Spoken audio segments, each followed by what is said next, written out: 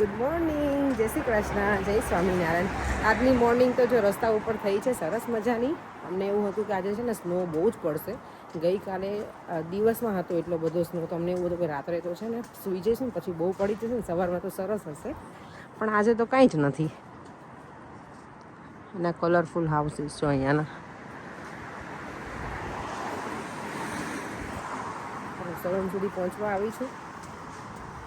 આજે સવારમાં તો મેં દેવમને સરસ મજાના થેપલા બનાવી આપ્યા, ભગવાને ધરાવ્યા, કારણ કે આજે મેં લસણનું કશું જ નહોતું નાખ્યું એટલે, અને પાલક ને મેથી જેવું નાખીને બનાવ્યા હતા.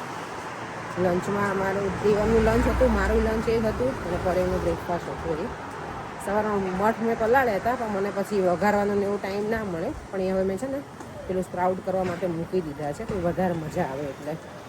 જોઈએ હવે આ ઠંડીમાં સ્પ્રાઉટ થાય છે કે નહીં. ઘણી વખત છે ને ગરમી હોય ને ત્યારે ફટાફટ થઈ જાય, ઠંડીમાં જલ્દી સ્પ્રાઉટ ના થાય બધી વસ્તુ એટલે. અહીંયા જો આ હજી પણ ઝાડ ગ્રીન છે, રહ્યા છે એમને એમ જ. અને આ ક્રિસમસ ટ્રીની હાલત જુઓ હવે.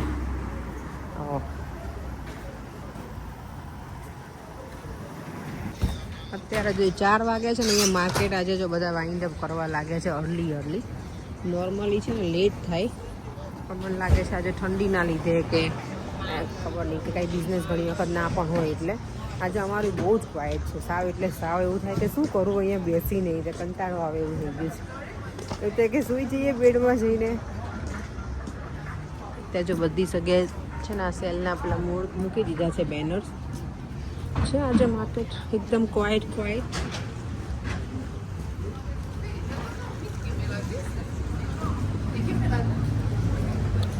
હવે બધા છે ને બેક ટુ વર્ક, બધા હોલિડે વાળા જતા રહ્યા હોય બેક ટુ હોમ, એટલે બધું ક્વાઇટ થઈ ગયું છે.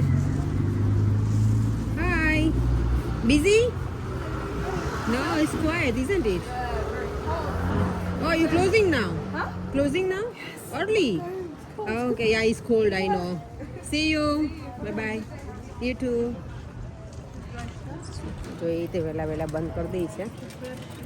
મારી ફ્રેન્ડ એટલે અહીંયાથી રોજે નીકળું ને તો હલો કરતી જાઉં, તો કંઈ મને બોલાવે કે કેમ છે. એ છે ને બનાવે છે ને એમાં એગ હોય છે, ને તો દેવામને હું ખવડાવું. તે વખત દેવા અહીંયા આવે તો ને ત્યારે મેં કીધું ચાલ, પણ પછી મેં પૂછ્યું તો કે એમાં એગ્સ હોય છે પેનકેકમાં. એટલે જોઈએ એટલું સરસ લાગે છે. ડીશો મેં અત્યારે ક્વાઇટ છે સાવ આજે, કે બંધ જ છે. હા, ડોગી જો બંને એમને ખુલ્લા જ છે, પણ કંઈ કરે નહીં, એટલા દૂર છે. ચાલો હવે સલૂનમાં જઈને બેસીએ થોડી વાર, કંઈક કામ છે એ કરીએ અને મળીએ પછી. ઘરે આવીને આપણી ડ્યુટી તો સ્ટાર્ટ થઈ ગઈ છે. આજે બનાવીશું મગનું શાક. મગનું શાક છે ને હું બાફી અને પછી વઘારું, ડાયરેક્ટ હું ના વઘારું. સવારે પલાળીને ગઈ હતી મગને, એ બની ગયું છે. અહીંયા બની ગયા છે રાઈસ મારા સરસ મજાના, ઘી નાખ્યું છે. અને અહીંયા બનાવું છું મેથીની ભાજી. મેથીની ભાજી ખાવા માટે તો હું એક જ છું ખાલી. દેવા અમને લોકોને તો મગ ભાત જ ખાવા છે, પર્યાંગની. હું રોટલી ખાઈશ એકાદ. અને મેથીની ભાજી જો લસણ નાખી અને બનાવી નાખું, કારણ કે નહીંતર પછી જો પડી રહેશે ને તો સાવ પીળી થઈ જશે ને ફેંકવી પડે. અને ઓબ્વિયસલી આટલી બધી મહેનત કરી હોય વીણવામાં, તો કંઈ વસ્તુ ફેંકાય તો નહીં જ. અને મેથીની ભાજી મને ગમે. મેથીની ભાજીમાં વઘારી, લસણથી વઘારી છું. મેં આટલું લસણ લીધું છે મારી માટે ભાજી. અને પછી એમાં હું ચણાનો લોટ થોડો એડ કરીશ, એટલે સારું લાગે, મજા આવે ખાવાની. ચલો ભાઈ, તેલ આવો જલ્દી હવે.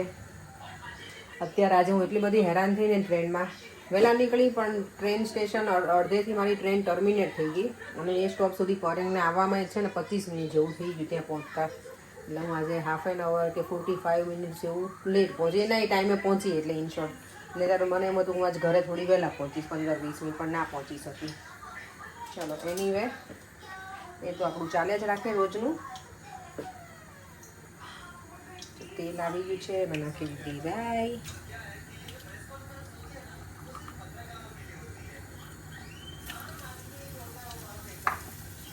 લસણ તમે ખાલી લસણથી પણ વઘારી શકો. રાઈને જીરું ના નાખવું હોય તો મેં થોડું જીરું નાખી દીધું છે. હિંગ,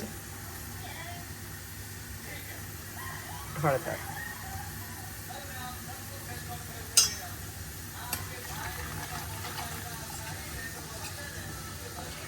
લસણને છે ને થોડું સાંતળવા દેવાનું ઓઇલમાં, તો સારું લાગે, ટેસ્ટ સારો આવે.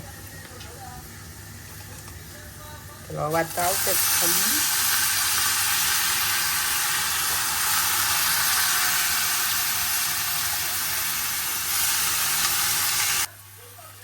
તો ભાજી થોડી વાર ચડી જાય ને પછી મેં ચણાનો લોટ એડ કરી દીધો છે અને બસ આપણી ભાજી રેડી. એમાં મેં લાલ મરચું નાખી દીધું, ધાણા જીરું પાવડર અને મીઠું. બહુ નથી નાખ્યો મેં ચણાનો લોટ, નહીં તો પછી સાવ ડ્રાય થઈ જાય ને એટલે.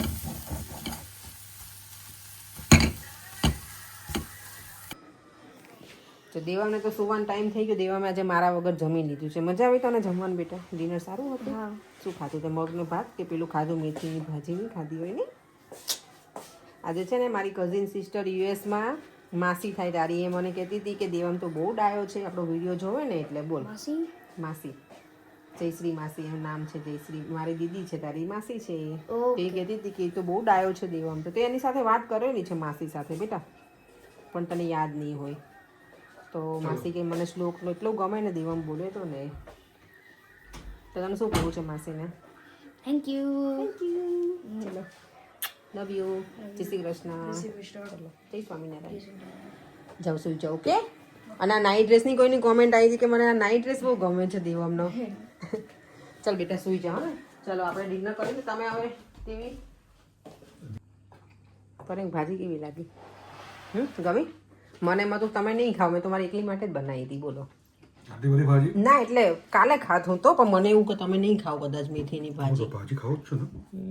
મને યાદ નહીં આપણે મેથીની ભાજી બનાવી હોય એટલી બધી, એટલે. પણ સારી લાગે છે ને, હેલ્ધી. જો અહીંયા કેરી છે કાચી અને કેરેટ.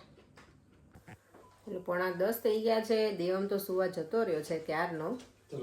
આજે બંધ કરી દેવું છે. પરંતુ બે હીટિંગ શરૂ રાખ્યા છે, જાણે અહીંયા હિમવર્ષા થઈ ગઈ હોય ને એની જેમ. હિમવર્ષા જેવું જ છે, ઠંડી તો છે જ. અમને અહીંયા વધારે લાગે, એટલો બધો અમને સ્નો પડતો નથી, એટલે આ વખતે સ્નોઈ પડે ને તો મજા આવી ગઈ, પણ ઠંડી એટલી લાગે.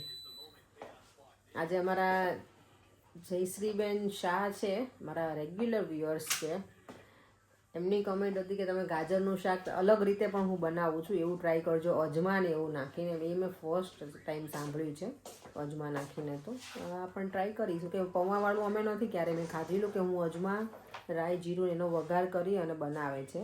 તો ટ્રાય કરીશું ક્યારેક.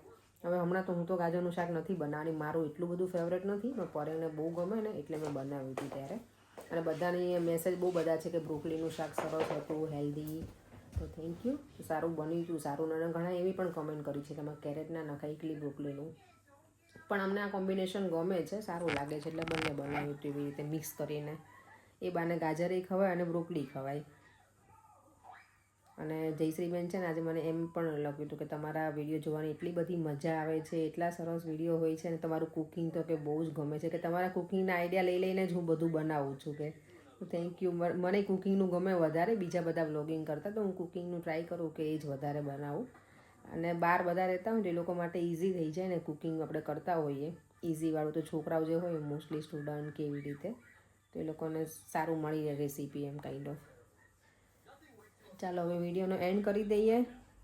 ફરીથી મળીશું કાલે નવા વિડીયો સાથે. Bye bye. જય શ્રી કૃષ્ણ. જય સ્વામિનારાયણ.